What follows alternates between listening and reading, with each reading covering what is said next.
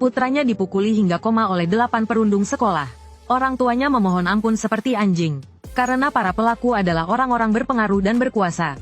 Bahkan pengacara, wartawan, dan polisi yang melambangkan keadilan. Hanyalah boneka yang dikendalikan oleh para konglomerat ini. Sang ibu terpaksa membagikan selebaran untuk mengungkap kejahatan mereka. Namun, sekolah tidak dapat memberikan tanggapan yang positif karena tekanan. Orang tua yang putus asa akhirnya membakar diri di jalan sebagai bentuk protes. Hingga video kejadian tersebut tersebar di internet, dan menarik perhatian besar dari netizen di negara H. Presiden saat itu bergegas ke rumah sakit untuk menjenguk Seyong. Akhirnya, 8 tersangka berhasil ditangkap. Namun, karena Undang-Undang Perlindungan Anak di negara itu yang aneh, ke-8 remaja itu hanya dijatuhi hukuman 2 tahun penjara. Saat Seyong membuka matanya, ia berhalusinasi melihat 8 pelaku di hadapannya. Ini adalah reaksi trauma akibat kekerasan yang berkepanjangan. Tubuh Seyong gemetar tak terkendali. Dokter menyuntikkan banyak obat penenang untuk menenangkannya. Ketika Seyong bangun lagi, ia menyadari bahwa yang merawatnya bukanlah orang tuanya, melainkan bibinya yang tinggal di luar negeri. Setelah mengetahui orang tuanya membakar diri untuk menuntut keadilan baginya, Seyong hancur dan menangis. Benih kebencian mulai tumbuh di hatinya. Setelah keluar dari rumah sakit, Seyong mulai merencanakan balas dendam.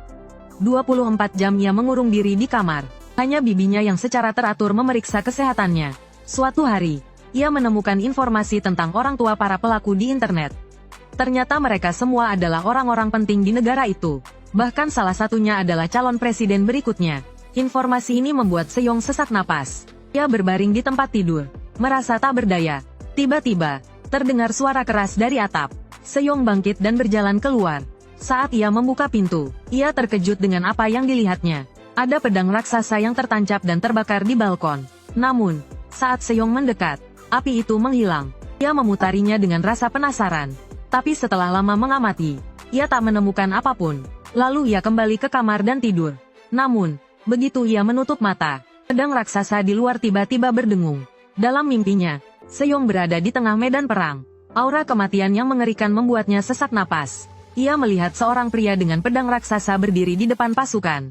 Lalu, aura pembunuh yang lebih mengerikan muncul dari belakangnya. Seyong tak bisa membuka matanya karena kekuatan yang dahsyat. Entah berapa lama kemudian, suara itu berhenti. Ketika ia membuka matanya lagi, ia melihat tumpukan mayat di depannya. Ia menatap pedang raksasa yang menjulang tinggi dengan takjub. Aura mengerikan itu membangunkan Seyong dari mimpinya. Ia segera bangkit dan berjalan keluar. Ia melihat pedang itu terbakar lagi. Seyong segera membawa seember air. Keesokan harinya, pedang itu terbakar lebih hebat. Seyong langsung menggunakan selang air.